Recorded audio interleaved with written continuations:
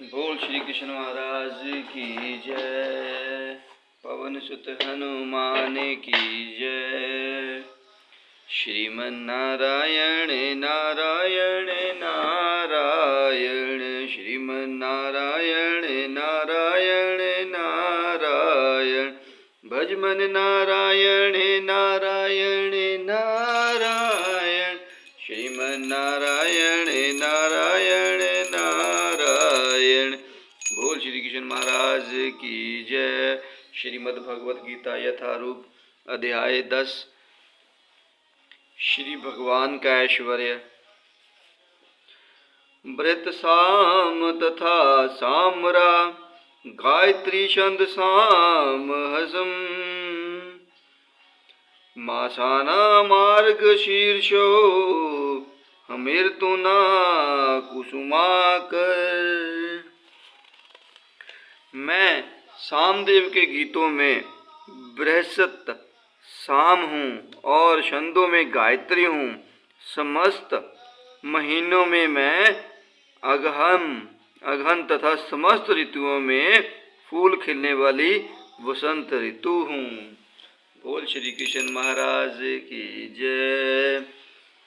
तात्पर्य, जैसा कि भगवान स्वयं बता चुके हैं कि वे समस्त वेदों में सामवेद हैं। सामवेद विभिन्न देवताओं द्वारा गाए जाने वाले गीतों का संग्रह है।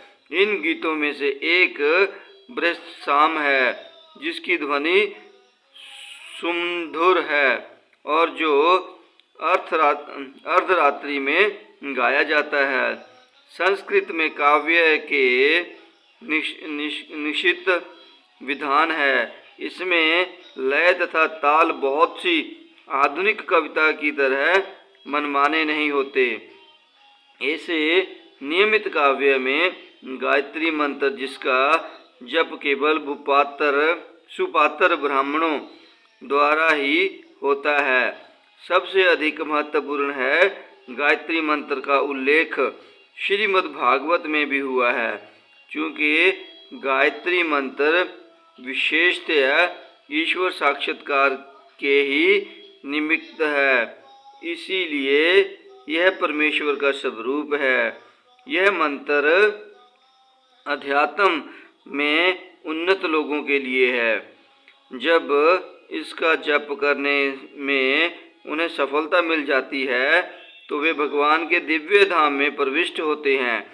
गायत्री मंत्र के जप के लिए मनुष्य को पहले सिद्ध पुरुष के गुण या भौतिक प्रकृति के नियमों के अनुसार सात्विक गुण प्राप्त करने होते हैं।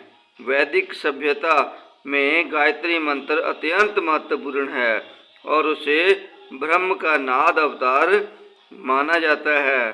ब्रह्मा इसके गुरु हैं और शिष्य परंपरा द्वारा यह उनसे आगे बढ़ता रहता है। मासों में मार्गशीर्ष मास सर्वोत्तम माना जाता है, क्योंकि भारत में इस मास में खेतों से अन्न एकत्र किया जाता है और लोग अत्यंत प्रसन्न रहते हैं। निस्संदेह बसंत ऐसी ऋतु है जिसका विश्व भर में सम्मान होता है, क्योंकि यह न तो बहुत गर्म रहती है न सर्द, और इसमें वृक्षों में फूल आते हैं। बसंत में श्री कृष्ण की लीलाओं से संबंधित अनेक उत्सव भी मनाए जाते हैं। अंत इसे समस्त ऋतुओं में से सर्वाधिक उल्लासपूर्ण माना जाता है और यह भगवान श्री कृष्ण की प्रतिनिधि है। बोल श्री कृष्ण महाराज की जय। दूतन छलयतामसिं तेजसते शिवनामहं, जयोसिं व्यवसायोसिं सत्यवं वतामहं। मैं छलियों में जुआ हूँ और तेजस्वियों में तेज हूँ। मैं विजय हूँ, साहस हूँ और बलवानों का बल हूँ। बोल श्री कृष्ण महाराज की जय। तात्पर्य ब्रह्मांड में अनेक प्रकार के छलियां हैं। समस्त छल कपट कर्मों में क्षुत कीड़ा सर्वप्रिय है और यह श्री कृष्ण का प्रतीक है। परमेश्वर के रूप में श्री कृष्ण किसी भी सामान्य पुरुष की अपेक्षा अधिक कपटी हो सकते हैं। यदि श्री कृष्ण किसी से छल करने की सोच लेते हैं तो कोई उनसे पार नहीं पा सकता। उनकी महानता एकांगी न होकर सर्वज्ञी है। वे विजयी पुरुषों के विजयी हैं। वे तेजस्वी के तेज हैं। साहसी तथा कर्मठों में वे सर्वाधिक साहसी तथा कर्मठ हैं। वे बलवानों में सर्वाधिक बलवान है। जब श्री कृष्ण इस धराधाम में विद्यमान थे तो कोई भी उन्हें बल में हरा नहीं सकता था। यहाँ तक कि अपने बाल्य काल में उन्होंने गोवर्धन पर्वत उठा लिया था। उन्हें ना तो कोई छल में हरा सकता है, ना तेज में, ना विजय में, ना साहस तथा बल में। बोल श्री कृष्ण महाराज की जय। वर्षिणीन्ना वासुदेवं सिं पांडवाना धनंजय मुनिनामपयहस व्यास कविना मुचना कवि। मैं वृषवंशियों में वासुदेव और पांडवों में अर्जुन हूँ। मैं समस्त मुनियों में व्यास तथा महान विधायक विचारकों में उष्णा हूँ। बोल श्री कृष्ण महाराज की जय। तात्पर्य श्री कृष्ण आदि भगवान हैं और बलदेव श्री कृष्ण के निकटतम अंश विस्तार हैं।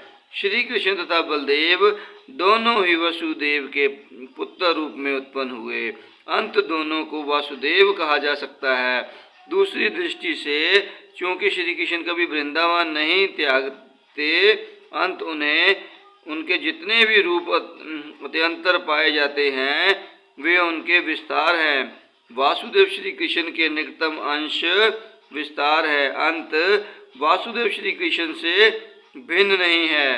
अंत इस श्लोक में आगत वासुदेव शब्द का अर्थ बलदेव या बलराम माना जाना चाहिए, क्योंकि वे समस्त अवतारों के उद्गम हैं और इस प्रकार वे वासुदेव के एकमात्र उद्गम हैं। भगवान के निकटतम अंशों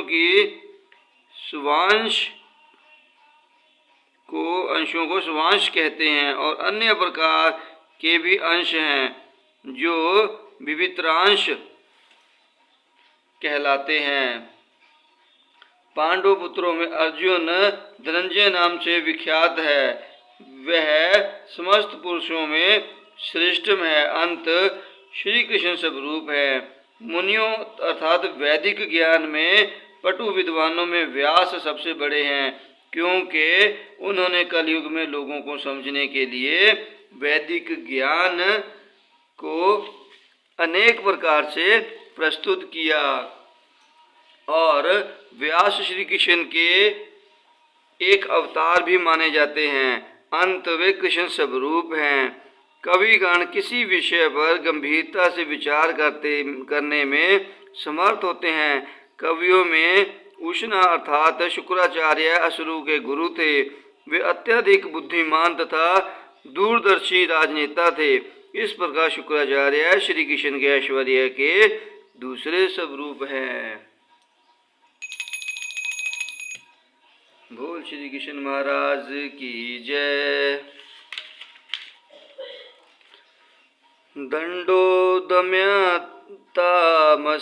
नितीरसिं जिगीषतां मौन चौबासिं गुरुहाना ज्ञान ज्ञानवतामहम्। अराजकता को दमन करने वाले समस्त साधनों में से मैं दंड हूँ, और जो विजय के आकांक्षी हैं उनकी मैं नीति हूँ। रहस्यों में मैं मौन हूँ और बुद्धिमानों में ज्ञान हूँ। तात्पर्य बोल। वैसे तो दमन के अनेक साधन हैं, किंतु इनमें सबसे महत्वपूर्ण है दुष्टों का नाश। जब दुष्टों को दंडित किया जाता है तो दंड देने वाला कृष्ण स्वरूप होता है।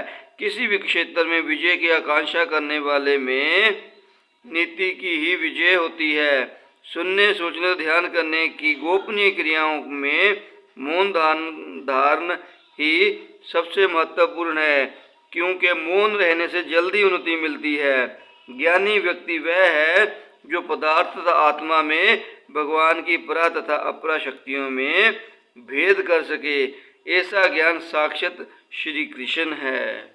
बोल श्री कृष्ण महाराज की जय। यदापि सर्वभूतानां बीज तदहम् अर्जुन न तदसित बिना यत् शयानमय भूतं चराचरम्।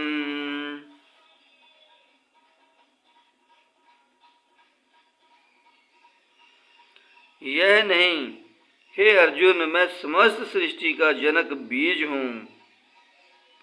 ऐसा चर तथा अचर कोई भी प्राणी नहीं है जो मेरे बिना रह सके। बोल श्री कृष्ण महाराज की जय। तात्पर्य, प्रत्येक वस्तु का कारण होता है और इस सृष्टि का कारण या बीज श्री कृष्ण है। श्री कृष्ण की शक्ति के बिना कुछ भी नहीं रह सकता। अंत उन्हें सर्वशक्तिमान कहा जाता है। उनकी शक्ति के बिना चर तथा अचर किसी भी जीव का अस्तित्व नहीं रह सकता। जो कुछ श्री कृष्ण की शक्ति पर आधारित नहीं है वह माया है, अर्थात वह जो नहीं है। बोल श्री कृष्ण महाराज की जय। नान्तोषित मम दिव्यान विभूतिना परन्तप एष तु दृश्येशत प्रोक्तो विभूतेर् शत्रो मया। हे परंतप, मेरी दैवी विभूतियों का अंत नहीं है। मैंने तुम्हें जो कुछ कहा वह तो मेरी अनंत विभूतियों का संकेत मात्र है। बोल श्री कृष्ण महाराज की जय। तात्पर्य, जैसा कि वैदिक साहित्य में कहा गया है, यद्यपि परमेश्वर की शक्तियां तथा विभूतियां अनेक प्रकार से जानी जाती है, किंतु इन विभूतियों का कोई अंत नहीं है। अतएव समस्त विभूतियों तथा शक्तियों का वर्णन कर पाना संभव नहीं है। अर्जुन की जिज्ञासा को शांत करने के लिए केवल थोड़े से उदाहरण प्रस्तुत किए गए हैं। बोल श्री कृष्ण महाराज की जय। यद्यपि भूति मत सत्यवम श्रीमधुर्जितमेव वा तत्तुदेवावगच्छ तममो तेजोशसंभव। तुम जान लो कि सारा ऐश्वर्य, सौंदर्य तथा तेजस्वी सृष्टियां मेरे तेज के एक शफुलिंग मात्र से अद्भुत हैं। बोल श्री कृष्ण महाराज की जय। तात्पर्य, किसी भी तेजस्वी का सुंदर सृष्टि को, चाहे वह अध्यात्म जगत में हो या इस जगत में, श्री कृष्ण की विभूति का अंश रूप ही मानना चाहिए। किसी भी अलौकिक तेजयुक्त वस्तु को श्री कृष्ण की विभूति समझना चाहिए। बोल श्री कृष्ण महाराज की जय। अथवा बहुने तेन के ज्ञातेन तवार्जुन विष्ट भयाहमिंद कृत सतरमेक्षाशेन सितो जगत। किंतु हे अर्जुन, इस सारे विशुद्ध ज्ञान की आवश्यकता क्या है? मैं तो अपने एक अंश मात्र से संपूर्ण ब्रह्मांड में व्याप्त होकर इसको धारण कर सकता हूँ। बोल श्री कृष्ण महाराज की जय। तात्पर्य, परमात्मा के रूप में ब्रह्मांड की समस्त वस्तुओं में प्रवेश कर जाने के कारण परमेश्वर का सारे भौतिक जगत में प्रतिनिधित्व है। भगवान यहाँ पर अर्जुन को बताते हैं कि यह जानने की कोई सार्थकता नहीं है कि सारी वस्तुएं किस प्रकार अपने पृथक पृथक ऐश्वर्य तथा उत्कर्ष में स्थित हैं। उसे इतना ही जान लेना चाहिए कि सारी वस्तुओं का अस्तित्व इसीलिए है क्योंकि श्री कृष्ण उनमें परमात्मा रूप में प्रविष्ट हैं। ब्रह्मा जैसे विराट जीव से लेकर एक शुद्ध चींटी तक इसीलिए विद्यमान है क्योंकि भगवान उन सब में प्रविष्ट होकर उनका पालन करते हैं। एक ऐसी धार्मिक संस्था भी है जो यह निरंतर प्रचार करती है कि किसी भी देवता की पूजा करने से भगवान या परम लक्ष्य की प्राप्ति होगी, किंतु यहाँ पर देवताओं की पूजा को पूर्णतः निरुत्साहित किया गया है क्योंकि ब्रह्मा तथा शिव जैसे महात्म देवता भी परमेश्वर की विभूति के अंश मात्र हैं। वे समस्त उत्पन्न जीवों के उद्गम है और उनसे बढ़कर कोई भी नहीं है। वे असमोधर्व हैं, जिसका अर्थ है ना तो कोई उनसे श्रेष्ठ है ना उनके तुल्य है। पद्म पुराण में कहा गया है कि जो लोग भगवान श्री कृष्ण को देवताओं की कोटि में चाहे वे ब्रह्मा या शिव ही क्यों ना हो मानते हैं, वे पाखंडी हो जाते हैं। किंतु यदि कोई ध्यान पूर्वक श्री कृष्ण की विभूतियों एवं उनकी शक्तियों के अंशों का अध्ययन करता है तो वह बिना किसी संशय के भगवान श्री कृष्ण की स्थिति को समझ सकता है और अविचल भगवान से श्री कृष्ण की पूजा में स्थिर हो सकता है। भगवान अपने अंश के विस्तार से परमात्मा रूप में सर्वव्यापी हैं जो हर विद्यमान वस्तु में प्रवेश करता है। अंत शुद्ध भक्त पूर्ण भक्ति में कृष्ण भावनामृत में अपने मनों को एकाग्र करते हैं। अतः वे नित्य दिव्य पद में स्थित रहते हैं। इस अध्याय के श्लोक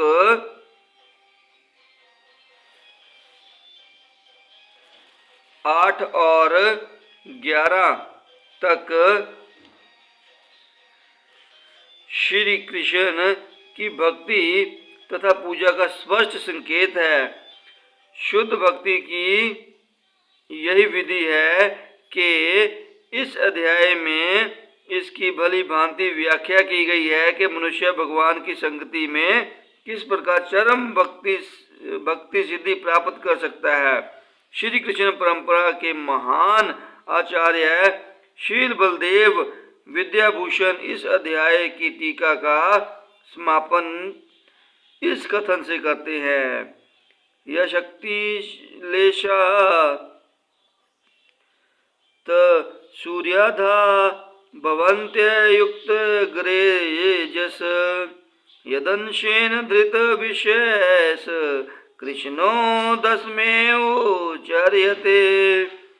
प्रबल सूर्य भी श्री कृष्ण की शक्ति से अपनी शक्ति प्राप्त करता है और सारे संसार का पालन श्री कृष्ण के एक लघु अंश द्वारा होता है। अंत श्री कृष्ण पूजनीय है। इस प्रकार श्रीमद् भागवत के 10वें अध्याय श्री भगवान का ऐश्वर्य का भक्ति वेदांत तात्पर्य पूर्ण हुआ।